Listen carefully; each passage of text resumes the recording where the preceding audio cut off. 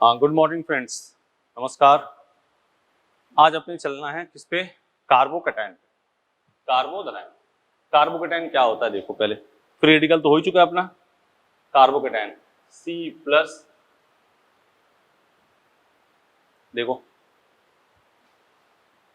Carbocation में क्या होगा, तीन बॉन्ड कार्बोकैटायन या एक, लिखो पहले इसमें लिख लो एक लाइन, या एक धनात्मक आवेशित स्पीशीज है, या एक धनात्मक आवेशित स्पीशीज है जिसमें तीन बंधयुग्म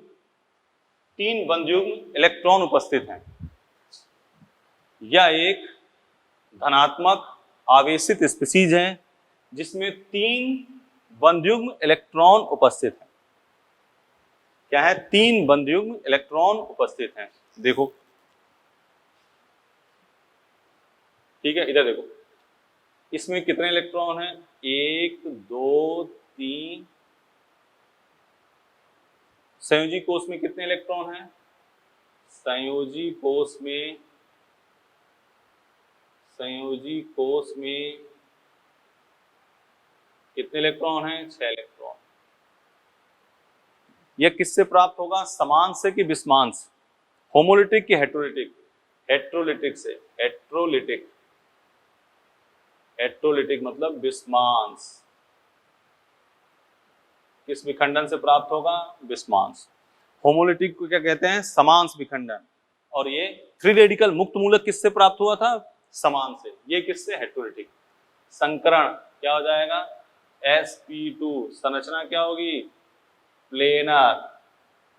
संरचना क्या होगी? प्लेनर। ठीक है।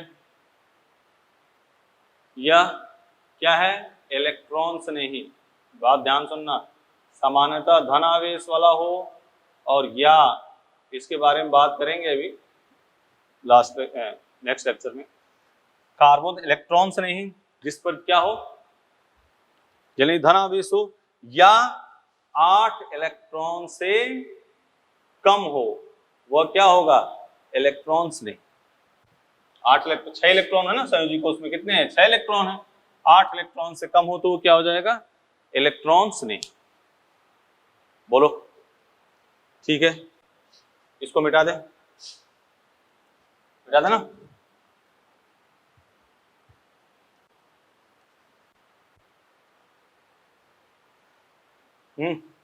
अब कार्बोधनायन के स्थायित्व की व्याख्या किससे करते हैं? अनुनाद, अतिसंयुग्मन और प्रेरण प्रभाव। लिख लो कार्बोधनायन के स्थायित्व की व्याख्या। कार्बोधनायन के स्थायित्व की व्याख्या अनुनाद, अतिसंयुग्मन और प्रेरण प्रभाव से करते हैं।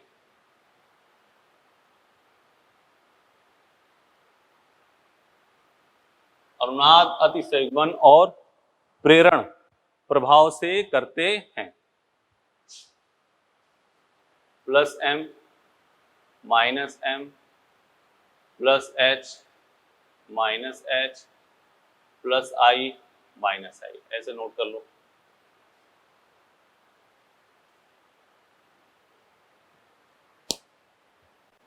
स्टेबिलिटी ऑफ कार्बोकैटायन +m के डायरेक्टली, -m के इनवर्सली, +h के डायरेक्टली, -h के इनवर्सली, +i के डायरेक्टली, -i के इनवर्सली। देखो ठीक है, मिटा दें इसको। अब यहां से क्वेश्चन की बात करते हैं। क्वेश्चन लिखो, order of stability. Order of stability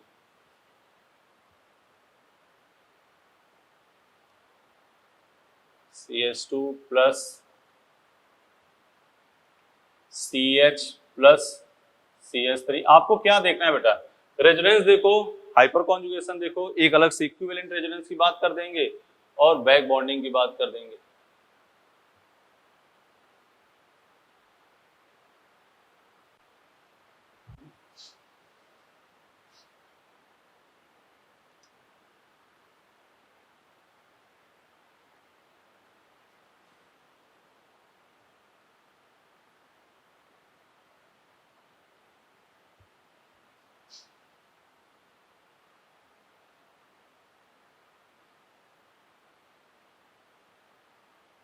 ठीक है,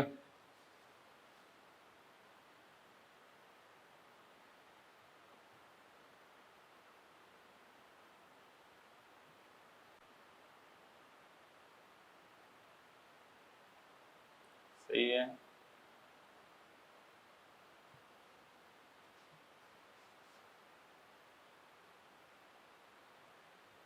बोलो, ठीक है ना, इधर देखो।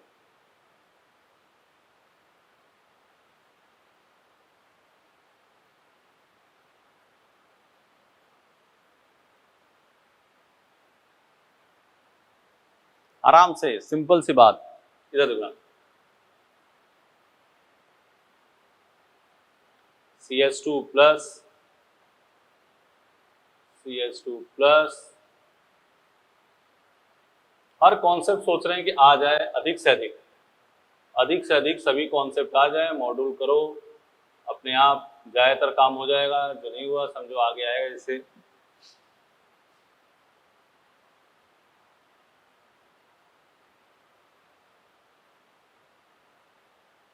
कोशिश की जा रही है कि अधिक से अधिक मटेरियल आप तक पहुंचे,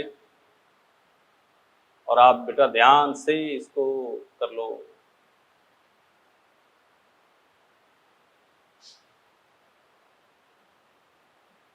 ठीक है, क्वेश्चन ये लिख दिया। अब तुम इसको ध्यान से देखो, पॉज करने, इसको ध्यान से देखो साथ साथ। ठीक है, रेजोनेंस, कार्बोकैटायन की स्टेबिलिटी के लिए क्या करना है, रेजोनेंस देखना है।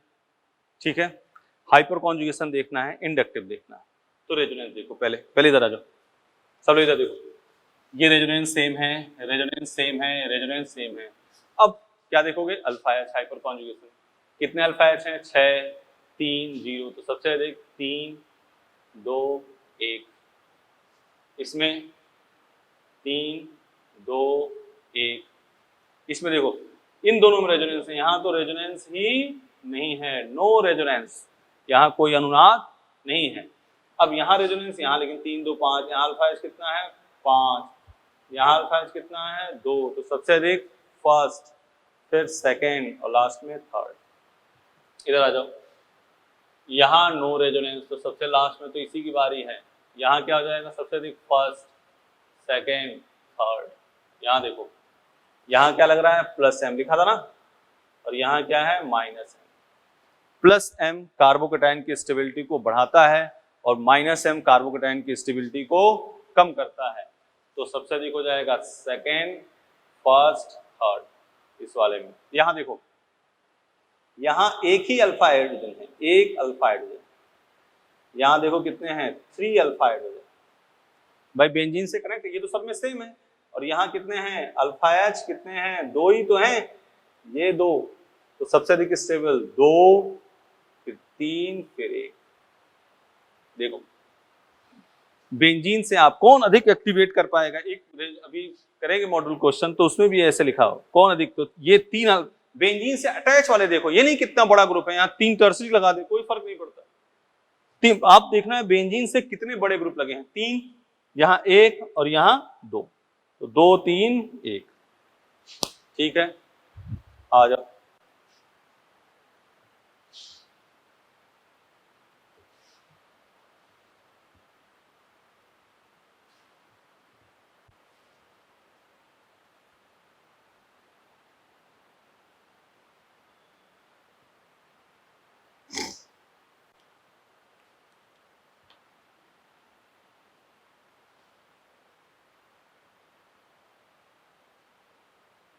ठीक है, चले बात आगे करें, चलो आओ इधर। ये है CH2 प्लस, देखना इधर, CH2 प्लस, CH2 प्लस और CH2 प्लस, लिख दिया। ये 1, ये 2 और ये, यहाँ CH3, यहाँ CD3,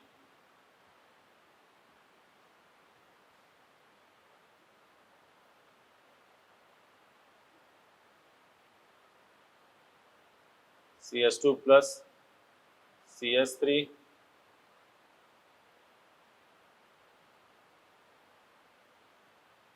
CD3,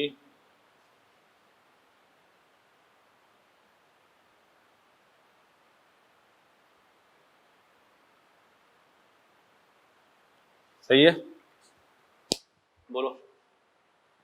सबसे अधिक, यहाँ देखो, एक चीज यहाँ ध्यान दे दो, एक चीज यहाँ ध्यान दे दो।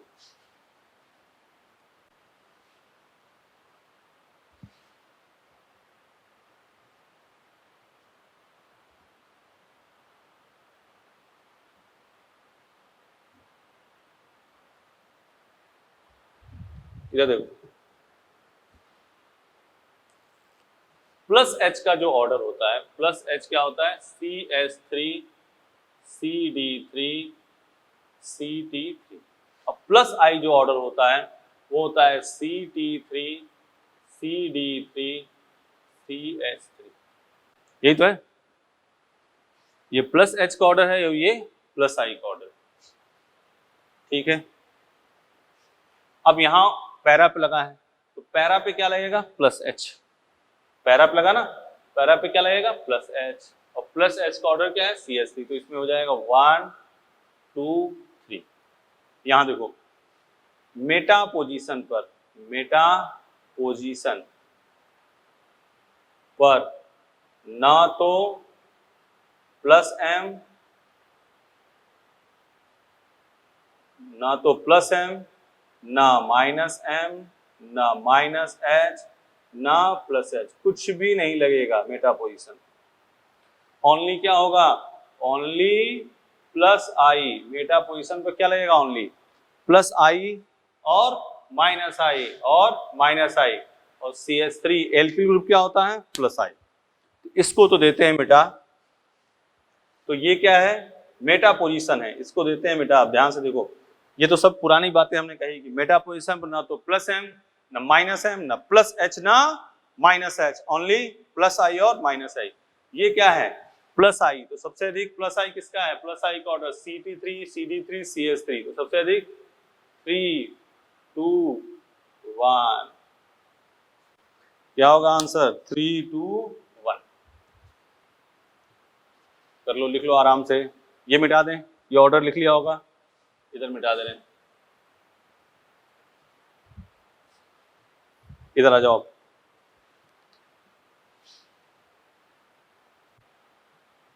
ऑर्डर ऑफ स्टेबिलिटी,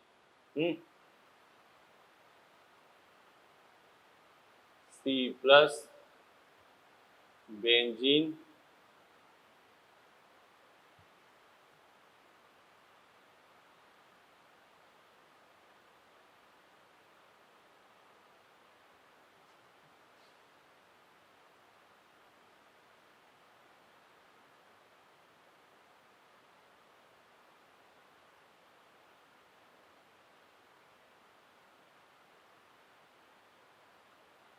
ठीक है, ये मोस्ट इंपॉर्टेंट क्वेश्चन है, मॉड्यूल का क्वेश्चन है। ज्यादातर इससे मॉड्यूल क्वेश्चन अपने लिए जा रहे हैं।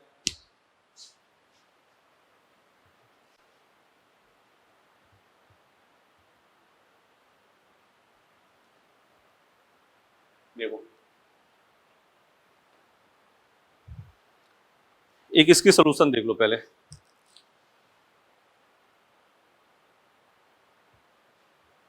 ये जो है, नाम तो है इसका क्या, ट्रोपोलियम कार्बो कैटायन।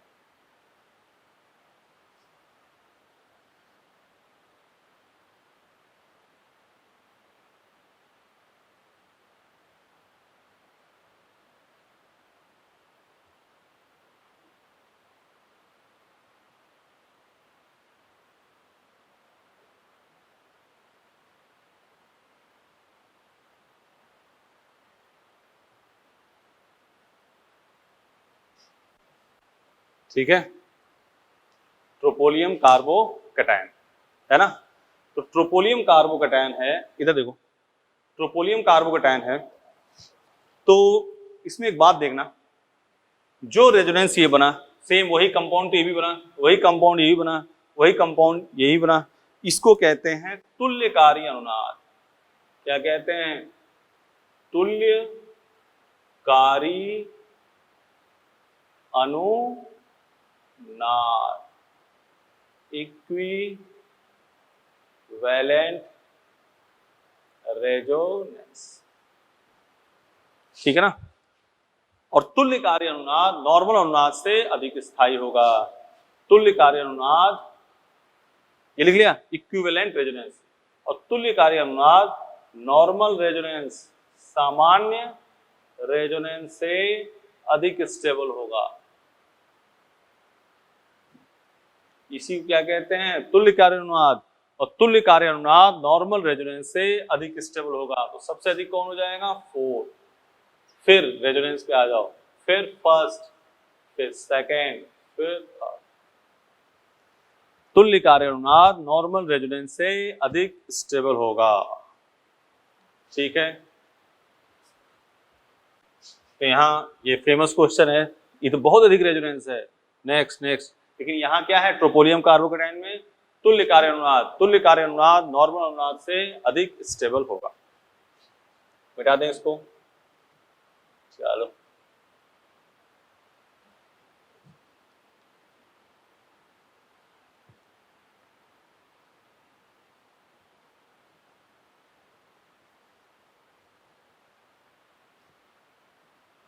ठीक है, तुल्य कार्य अनुनाद नॉर्मल अनुनाद से अधिक स्टेबल। एक और बात देखो यहाँ पे,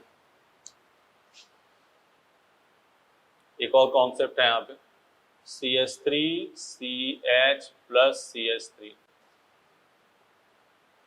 CH3CH plus OCH3, CH3COCH2 plus, ठीक है। ये क्वेश्चन हो गया अपना। अब यहां देखो ध्यान से, ये तो हो गया क्वेश्चन। यहां लोन पेयर के बगल में क्या है, पॉजिटिव चार्ज। लोन पेयर के बगल में पॉजिटिव चार्ज, इसी को क्या कहते हैं, बैक बॉन्डिंग। ये इलेक्ट्रॉन इसमें जंप कर सकता है, और ये भी नॉर्मल कार्बोकेटाइन से अधिक स्टेबल होते हैं। नॉर्मल कोई बहुत अधिक रेजोनेंस नहीं, अब नॉर्मल रेजोनेंस है या फिर एल्किल ग्रुप है, उससे अधिक स्टेबल होंगे। एल्किल ग्रुप चाहे टर्सरी भी हो, उससे अधिक स्टेबल। तो सबसे अधिक ये सेकंड, फिर फर्स्ट, और लास्ट में थर्ड। ये क्या है, CO का -I। याद करो, नोट करके लिखवाया था। प्लस चार्ज के बगल में CO ग्रुप है तो वो रेजोनेंस के द्वारा स्टेबलाइज नहीं होता है, क्योंकि जैसे वो रेजोनेंस होगा O पे क्या आ जाएगा, पॉजिटिव चार्ज, जिससे स्टेबिलिटी क्या हो जाएगी, कम हो जाएगी।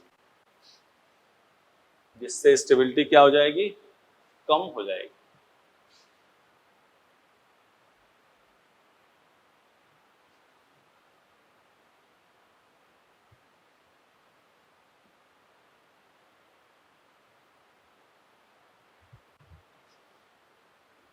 ठीक है, इस टाइप में कुछ एग्जाम्पल और सर करा दो, थोड़ा अच्छा रहेगा। देख लो बेटा, चलो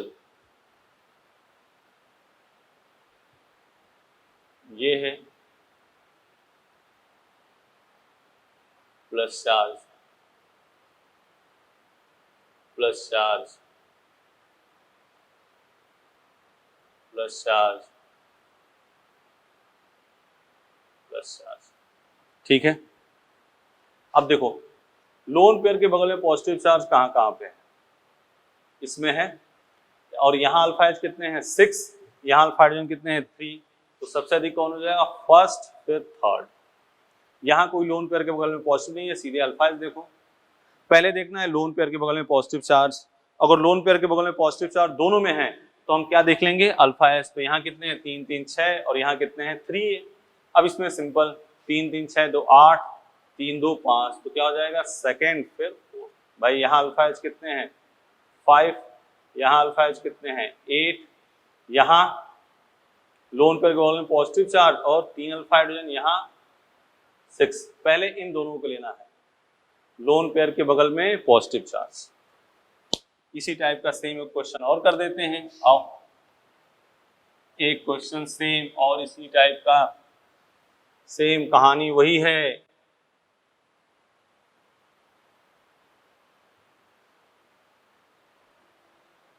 plus charge, plus charge, plus charge, और ये प्लस चार्ज। देख लो सेम एग्जांपल है, कोई चेंज नहीं है ना। आ जाओ इस पर, इधर देखो सबसे अधिक स्टेबल ये दो हैं। क्यों? क्योंकि क्या है, यहाँ लोन पेयर के बगल में पॉजिटिव चार्ज, यहाँ अल्फा हाइड्रोजन 6, यहाँ 3, अल्फा हाइड्रोजन 6, यहाँ अल्फा हाइड्रोजन, तो सबसे अधिक तो हो गया थर्ड, फिर फोर्थ। यहाँ कोई लोन पेयर के बगल में पॉजिटिव चार्ज नहीं है, यहाँ अल्फा हाइड्रोजन कितने हैं 8, यहाँ अल्फा हाइड्रोजन कितने हैं 5। देख रहे हो ना, सेम कहानी वही है। तो यहाँ थर्ड के बाद फोर्थ, फिर थर्ड, फोर्थ, फिर फर्स्ट, फिर सेकेंड। बोलो इतनी कहानी कर लोगे? इतना करना, फिर मॉड्यूल डिस्कस करेंगे तो उसमें जो बात होगी। अगली बात चलें, मिटा दे इसको। तो सिंपल एक इक्विवेलेंट रेजोनेंस वाले कॉन्सेप्ट और लोन पेयर के बगल में पॉजिटिव चार्ज, ये भी क्या होता है नॉर्मल एल्किल ग्रुप टर्सरी से भी क्या होगा अधिक स्टेबल। कौन? लोन पेयर के बगल में पॉजिटिव चार्ज।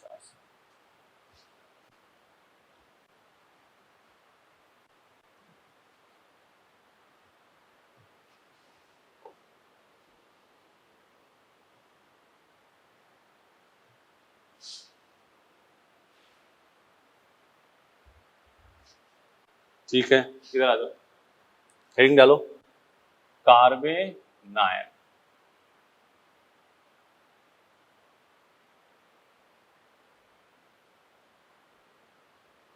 कार्बेनायन एक लाइन लिख लेते हैं, फिर इसमें बात करते हैं। देखो यह एक ऋण आवेशित स्पीसीज है, यह एक ऋण आवेशित स्पीसीज है जिसमें तीन बंध युग्म, जिसमें तीन बंध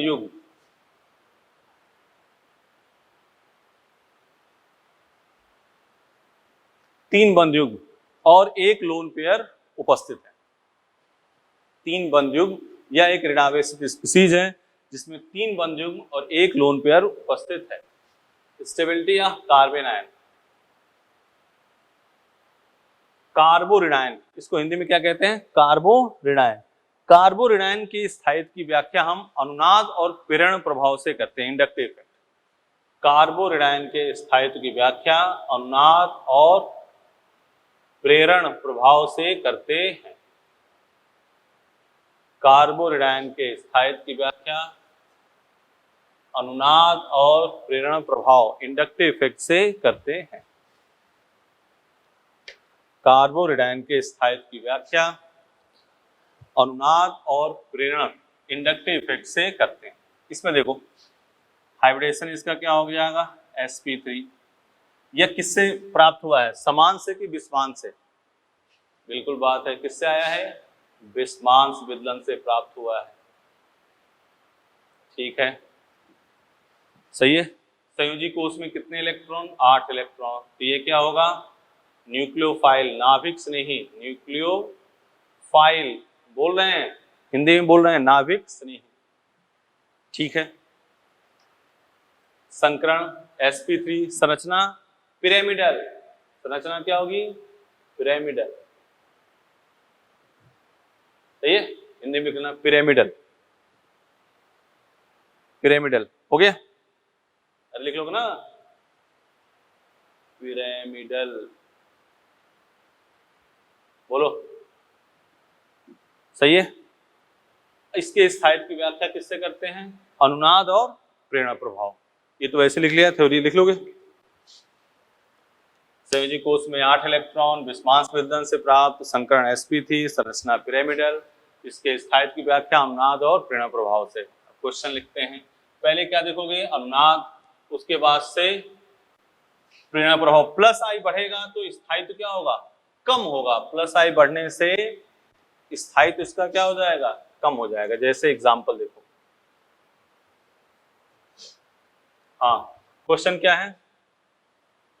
ऑर्डर ऑफ स्टेबिलिटी, कार्बोरिनायन के स्थायित्व की क्या कर रहे हैं? CH3 CH2 minus CH3 CH minus CH3 CH3 C minus CH3 CH3,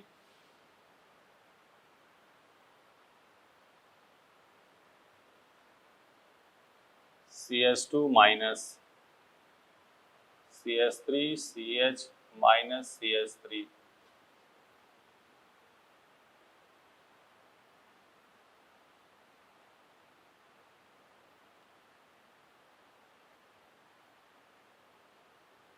ठीक है। यह है CH2 minus CH2 minus CH2 minus NO2 OCH3, 1 2 3, ठीक है। अगला आ जाओ। सही है ना। CH माइनस बेंजीन,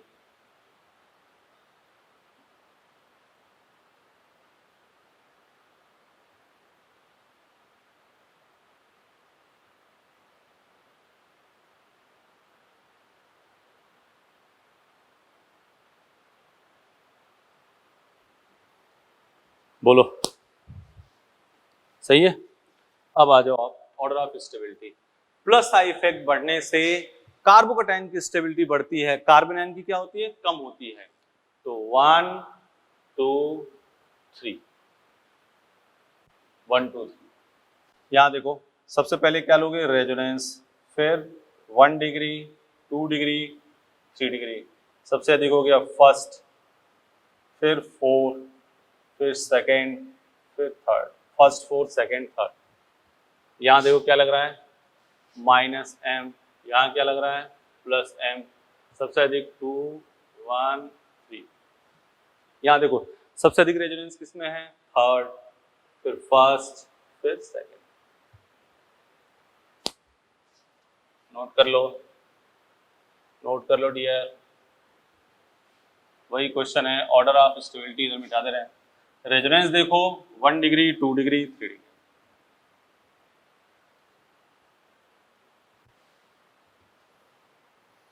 अगली शानदार बात करने जा रहे हैं,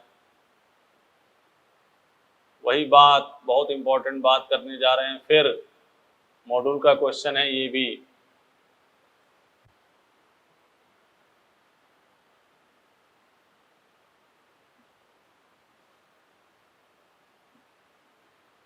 मॉड्यूल का क्वेश्चन है ये भी,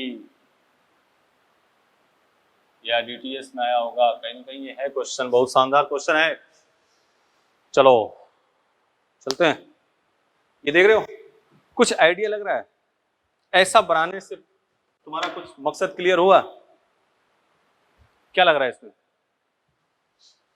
देखो इसमें क्या हो रहा है। अभी आपने ट्रोपोलियम कार्बोकैटायन किया था, हाँ क्या किया था, ट्रोपोलियम कार्बोकैटायन किया था, उसी के तर्ज पे बात करते हैं अपने, उसी तर्ज पे बात करते हैं। ये है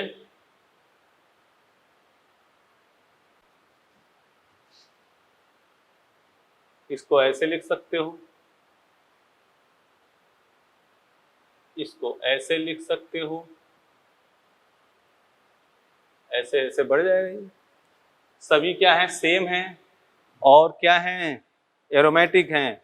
इसी को तो क्या कहते हैं भाई, एक और ऐसे बना लो अगर तुम्हें लग रहा है कि नहीं, ये लो और बना दिए, सब एक ही तो है। यही क्या है, तुल्यकारी अनुनाद। क्या है, तुल्यकारी अनुनाद, तुल्यकारी अनुनाद। और तुल्यकारी अनुनाद नॉर्मल अनुनाद से क्या होता है, अधिक स्टेबल। तो सबसे अधिक कौन हो जाएगा, 4, फिर 1 2 3, सबसे अधिक स्टेबल कौन होगा, 4, फिर 1, फिर 2, फिर 3। बोलो, तुल्यकारी अनुनाद नॉर्मल अनुनाद से अधिक स्थायी होता है। पहुंच कर लिया, लिख लोगे। चलो अगला फिर क्वेश्चन, ऑर्डर ऑफ स्टेबिलिटी। यहाँ भी एक बात, ये भी मॉड्यूल का क्वेश्चन है, अभी देखोगे तो मॉड्यूल तो मिल जाएगा तुम्हें। ये है CH2 माइनस, ये है CCl3 minus, CH3 CH2 minus, CH3 CH minus, सब शानदार क्वेश्चन हैं। इसलिए इसको अलग अलग से लिख के इधर तुम्हें थ्योरी में चाह रहे हैं कि तुम इसको इस पर टाइम दो, क्योंकि मोस्ट इंपॉर्टेंट ये बातें हैं। टेस्टों में आएगा बेटा, ध्यान सुनना, पिछली बार जैसे था, सब इंपॉर्टेंट है। इधर देखो, ये देख रहे हो C माइनस Cl, याद आया कुछ? याद आ रहा है? क्लोरीन में क्या होते हैं? खाली कक्षक, तो इलेक्ट्रॉन इसमें जंप कर जाएगा। इसमें क्या आ गई? Bb, क्या आ गई? Bb बैक बॉन्डिंग, पश्चाबंध, नेगेटिव चार्ज इसमें खाली डी कक्षक में जंप करेंगे। एक टाइप का एक रेजोनेंस है, और ये भी नॉर्मल रेजोनेंस से अधिक स्टेबल। तो सबसे अधिक कौन सा हो जाएगा? सेकेंड। ध्यान सुने ना, इलेक्ट्रॉन जब खाली कक्षक में जंप करेगा तो नॉर्मल रेजोनेंस से अधिक स्टेबल होगा। उसी टर्म को कहते हैं बैक बॉन्डिंग। हाँ, परेशान मत होना, बैक बॉन्डिंग क्या आ गई? इलेक्ट्रॉन है खाली कक्षक, उसमें जंप कर गया, पी पाई डी पाई पी पाई, ये सब आगे इनऑर्डरिंग में हो जाएगा। सेकेंड, सेकेंड के बाद क्या आ जाएगा? फर्स्ट, फिर थर्ड, फिर क्या हो गया? फोर्थ। पहले तो ये हो गया बैक बॉन्डिंग, फिर रेजोनेंस, फिर 1 डिग्री, 2 डिग्री, 3 डिग्री। बोलो, इतना काम कर लोगे तो इसमें ज्यादा करामात है नहीं, थ्योरी लिखना है, रेजोनेंस है, फिर 1 डिग्री, 2 डिग्री, 3 डिग्री। दो इसमें अलग की बात करी, एक इक्विवेलेंट रेजोनेंस और एक ये question back bonding. CCl3 normal resonance से क्या है? अधिक स्टेबल। ठीक है, मिटाएं।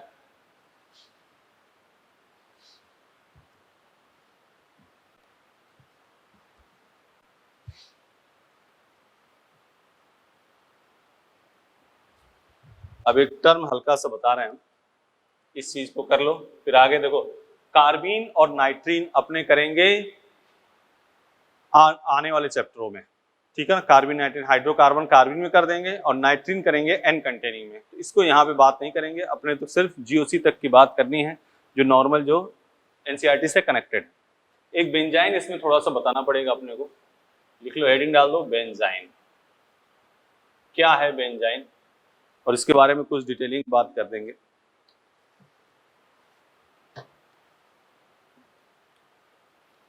लिखो,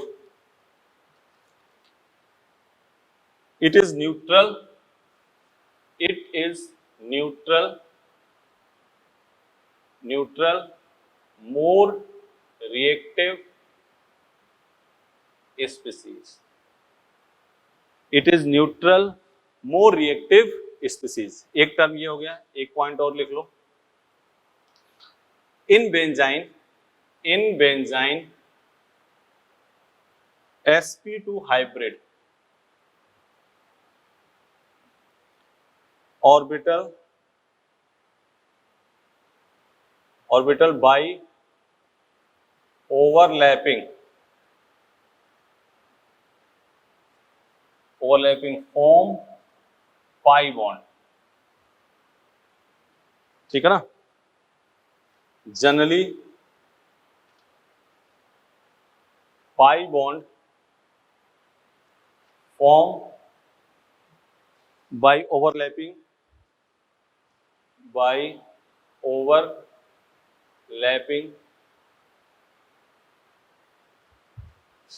of unhybrid ऑर्बिटल। ये तो थ्योरी की बात लिखी है, इसको पढ़ लेना बस। हाँ, मेन मूल बात सुनो, it is neutral more reactive species. अब बेंजाइन है क्या? ये है बेंजाइन, ये इसी को क्या कहते हैं? बेंजाइन।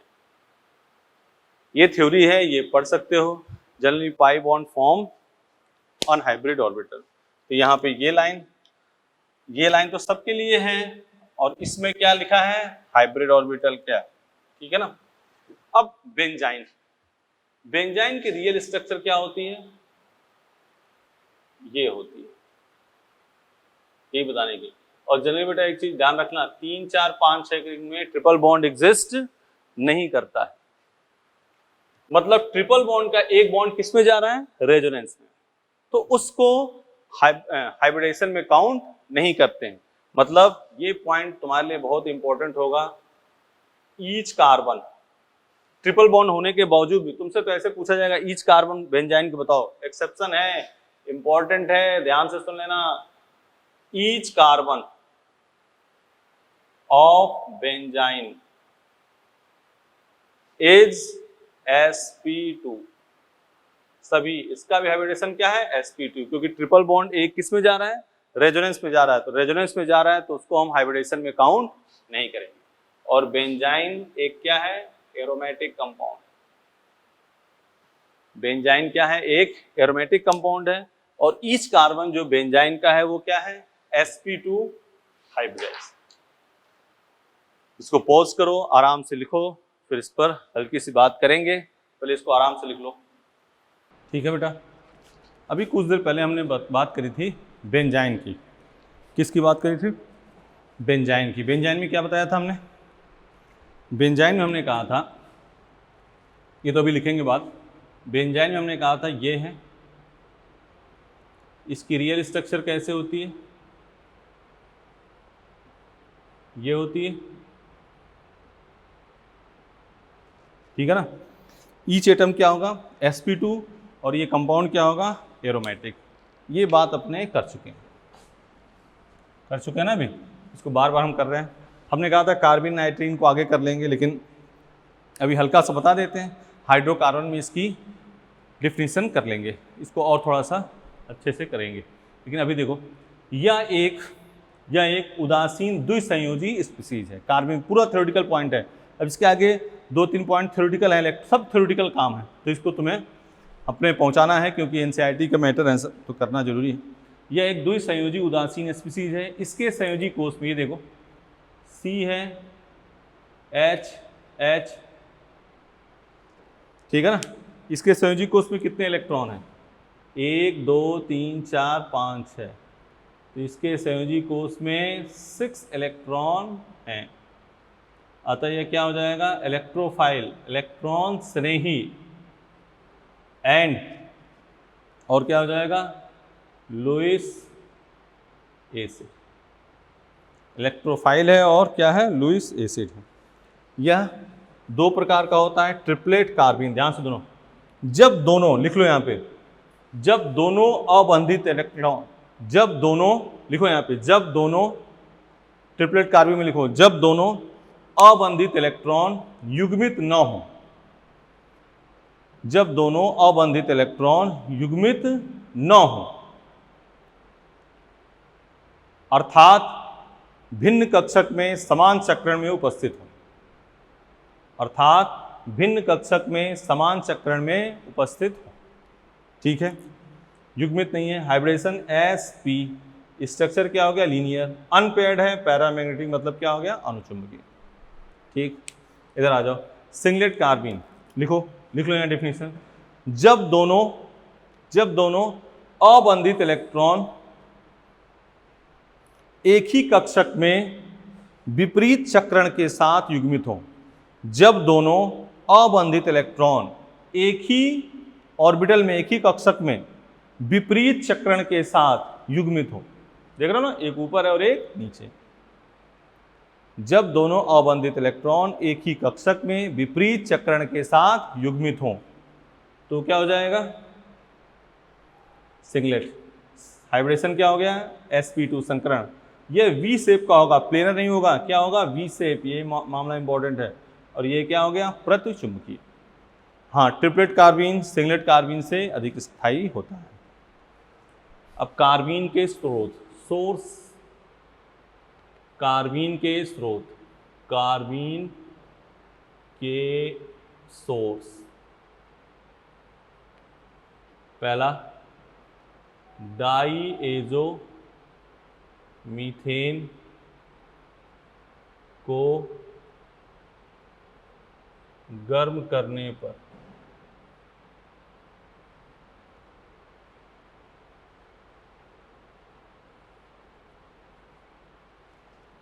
डाईएजोमीथेन को गर्म करने पर, यहाँ क्या हो गया, CH2 प्लस N2। दूसरा,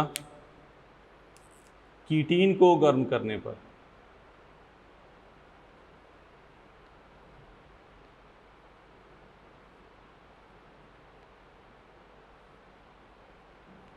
देखो CH2CO heat,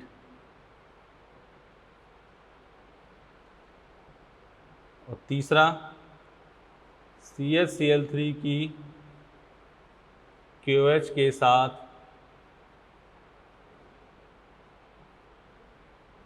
reaction, CHCl3 plus KOH, ठीक है, CCl2 plus KCl plus H2।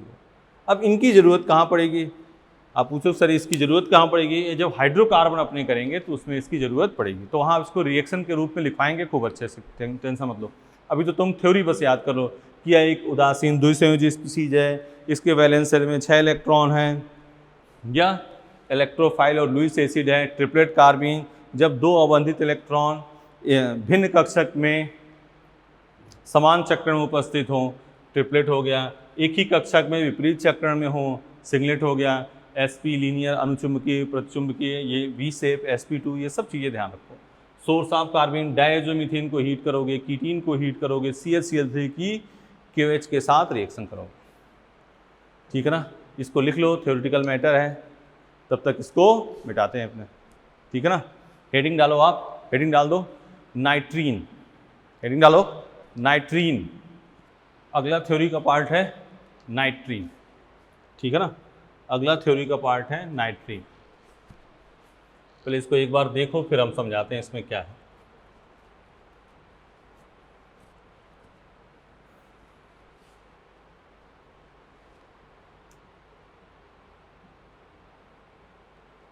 ठीक है, देखो इधर, यह एक उदासीन, देखो इधर, यह एक उदासीन एक संयोजी स्पीसीज है, ठीक है ना। इसके संयोजी कोष में कितने इलेक्ट्रॉन हैं? इसके संयोजी कोष में कितने इलेक्ट्रॉन हैं? NH 1 2 3 4 5 6, कितने हैं? 6 इलेक्ट्रॉन। इसके संयोजी कोष में 6 इलेक्ट्रॉन हैं, अतः यह क्या होगा? इलेक्ट्रोफाइल, इलेक्ट्रॉन स्नेही एंड लुईस एसिड। यह दो प्रकार का होता है, triplet nitrene, singlet nitrene. Triplet nitrene, सुनो ध्यान से, इसको लिखना जरा। जब दो अबंधित इलेक्ट्रॉन युग्मित हों तथा दो अबंधित इलेक्ट्रॉन युग्मित न हों, जब दो अबंधित इलेक्ट्रॉन युग्मित हों और दो अबंधित इलेक्ट्रॉन युग्मित न हो, थ्योरी एकदम बड़े प्यार से ध्यान से, बहुत इसमें कोई टफ चीज़ नहीं। Hybridisation sp, hybridisation sp, structure linear, unpaired electron है, क्या हो जाएगा? पैरामेट्रिक, अनुचुंबकीय। तीनों पॉइंट हो गए। यहाँ सिंगलेट नाइट्रीन, जब चारों अबंधित इलेक्ट्रॉन क्या हों? युग्मित हों, हाइब्रिडेशन sp1 p2, लेकिन लोन पेयर के बीच में रिपल्सन की वजह से इसका स्ट्रक्चर क्या होगा? लीनियर। ये इंपॉर्टेंट पॉइंट है। यह क्या हो गया? प्रतिचुंबकीय प्रवृत्ति का होगा। सीधे थ्योरी है, आराम से पॉज करो, थ्योरी को लिख लो, कोई इसमें बहुत बड़ा टेक्निकल मैटर नहीं है। अब कह रहा है नाइट्रीन का सोर्स, पहला NH3 को गर्म करने पर, तो NH3 है, अमोनिया है, हीट कर देंगे तो क्या हो गया? NH प्लस क्या निकल गया? H2। दूसरा N3H को गर्म, N3H का नाम पता है? Hydrazoic acid. तो N3H को गर्म कर रहे हैं, N3H, तो ये हो गया NH N2, ठीक है ना। इसका नाम क्या है? Hydrazoic acid, hydrazoic acid. देख लो, इतनी थ्योरी है। आपको नाइट्रीन में इतना काम करना है कंपलसरी में, इतना तो आपको कंपलसरी करना है। अब अगला मुद्दा आता है इलेक्ट्रोमेरिक इफेक्ट। अगला मुद्दा आता है नाइट्रीन कार्बीन, बड़े ध्यान से, क्यों थ्योरेटिकल मैटर है, कुछ भी आपको अलग नहीं करना है, आराम से इसको लिख लो। नाइट्रीन कार्बन की थ्योरी है। बेंजाइन भी क्या था, थ्योरी था। थोड़ा सा टेक्निकल काम हमने किया था किसमें, कार्बोकेटायन, कार्बोनाइन, फ्री रेडिकल। इसमें तो आप प्योर क्या करना है, थ्योरी है, इसको पढ़ के, और चूंकि ये इंपॉर्टेंट है क्योंकि अगला आप जब लिखने जा रहे हैं इलेक्ट्रोमेरिक इफेक्ट, ये भी मोस्ट इंपॉर्टेंट है, इसके बारे में बात करेंगे, समझाएंगे, क्योंकि एनसीईआरटी में ये है, ठीक है ना। तो हेडिंग डाल दो इलेक्ट्रोमेरिक इफेक्ट, ठीक है बेटा, इलेक्ट्रोमेरिक प्रभाव एनसीईआरटी का है, मोस्ट इंपॉर्टेंट मैटर है। तुम्हें दिख रहा होगा छोटा सा है लेकिन आता छोटा सा ही, समझ गए। तो इलेक्ट्रोमेरिक प्रभाव, पहला लाइन, यह क्या है, यह एक अस्थायी प्रभाव है। जितना बात कह रहे हैं उतना समझ लेना, क्योंकि कंपलसरी कोई बात होगी तभी ये बात दिख रहा है आदमी। यह दो प्रकार का होता है, एक प्लस ई प्रभाव, एक माइनस ई प्रभाव, ठीक है। प्लस ई प्रभाव क्या होगा, एक ये है कि डबल बॉन्ड पे है, इस प्रकार बहुबंध का पाई इलेक्ट्रॉन उस पर स्थानांतरित होगा जिससे कि अभिकर्मक जुड़ता है। मतलब कि ये है CH2 डबल बॉन्ड CH2, तो ये हो गया जो देता है उस पर प्लस और जो लेगा उस पर माइनस, तो स्थानांतरित इधर तो हो रहा है। तो E प्लस कोई भी इलेक्ट्रोफाइल, ये E प्लस नहीं, ये तो अलग चीज है, ये इलेक्ट्रोफाइल है। क्या है, इलेक्ट्रोफाइल, इलेक्ट्रोफाइल, इलेक्ट्रॉन्स नहीं। ये कहां जुड़ेगा, माइनस के पास, तो कहां जुड़ गया, माइनस के पास। बात समझ रहे हो, जिधर एरो है उधर ही, कोई जरूरी नहीं कि ये है, इसकी जगह पे हम ऐसे लिख देते Cl प्लस, तो E प्लस इलेक्ट्रोफाइल उधर जुड़ेगा एरो की तरफ, तो वो क्या हो जाएगा, प्लस ई इफेक्ट। क्लियर, जिधर एरो घुमाया उधर ये कोई इलेक्ट्रोफाइल जुड़ रहा है तो वो क्या हो गया, प्लस ई। क्लियर बात। दूसरी बात, जिन एरो के अपोजिट जुड़े, यहां जुड़े, तो वो क्या हो जाएगा, माइनस ई। बस यही है प्लस ई माइनस ई। कोई भी इलेक्ट्रोफाइल एरो, रिएजेंट की बात सीधे, कोई भी रिएजेंट एरो की तरफ जुड़ रहा है तो प्लस ई, एरो के अपोजिट जुड़ रहा है पूंछ की तरफ तो माइनस ई। बस ये एनसीईआरटी का पूरा एक खाका, पोज कर लो आराम से, इसको लिख लो, पूंछ की तरफ माइनस ई और एरो मुंह की तरफ प्लस। पोज करो आराम से। अब बारी, थोड़ा नज़दीक आ चुके हैं, अब अपने nature of reagent, electrophile, nucleophile कई बार से बोल रहे हैं, इसकी थोड़ा खाका अपने तैयार करेंगे, इसको अच्छे से बताएंगे, उसी के बारे में अभी बात करने वाले हैं अपने। खैर, तो बात शुरू करने से पहले आप ध्यान रखो, आपको काम करना है, थोड़ा टेस्ट के बारे में बता दें कि टेस्ट में रिवीजन शुरू कर दो, क्या क्या मेन मूल बात है उस पर करना शुरू कर दो। पहला आपको बताया था इंडक्टिव इफेक्ट, ठीक है ना, सबको माइनस ई प्लस ई, देखो कुछ चीज़ें तो एकदम सबको माइनस आई प्लस एम माइनस एम, इसका ऑर्डर सबको ध्यान रखना है। Inductive effect एसिटी Beju, hyper conjugation, अतिसंयुग्मन में कौन अतिसंयुग्मन प्रदर्शित करेगा, अतिसंयुग्मन के एप्लीकेशन सभी, हीट ऑफ हाइड्रेशन, कंबशन सब बता रखा है आराम से। हाइब्रिडाइजेशन, संकरण, ये सब बात करना है। रेजोनेंस, एरोमेटिक कंपाउंड, डीलोकलाइजेशन, कौन रेजोनेंस शो करेगा कौन नहीं करेगा, इसकी बातें। फिर आप किस पे आ जाना, किस पे आप बात पकड़ना, किसकी बात, रेजोनेंस एनर्जी, एरोमेटिक कंपाउंड, इन सब को बात को रिवाइज करते हुए चलना है। रेजोनेंस स्टेबिलिटी रूल, फिर आ जाना मोटा मोटा एसिडिटी आपको करना ही करना है, बेसिटी करना है, और कार्बोकेटायन, कार्बोनाइन, फ्री रेडिकल की स्टेबिलिटी। ये थ्योरी पढ़ पाना जितना हो पाए उतना करना आपका, ठीक है ना। आज की मेन मूल थ्योरी बताई, क्या बताया, इलेक्ट्रोमेरिक इफेक्ट, कार्बीन नाइट्रीन। कार्बीन नाइट्रीन आगे भी आता रहेगा, कार्बीन नाइट्रीन आगे भी आ गया, उसका मेन मूल कहाँ बताया जाएगा, हाइड्रोकार्बन, ठीक है। अभी फिलहाल इतना करना, फिर आगे टेस्ट की तैयारी शुरू कर देना। एक इलेक्ट्रोफाइल, न्यूक्लियोफाइल बताना है, और सीट का एक सोल्यूशन बना दिया अपनों ने, एक वीडियो और आप तक पहुंच जाएगी सीट डिस्कशन के नाम पे, उसको आराम से करना, इनफ है बेटा, ठीक है। तो आराम से एकदम कूल माइंड से टेस्ट की तैयारी शुरू कर दो। फिर आगे बात जैसे है, एक्सरसाइज के जो क्वेश्चन है वो अपने एक वीडियो पे 62 क्वेश्चन डाल दिए और जो बचेगा वो दूसरे में डाल देंगे, हो जाएगा। ठीक है, तो कूल से शुरू कर दो तैयारी किसकी, टेस्ट की। ठीक है, thank you, best of luck.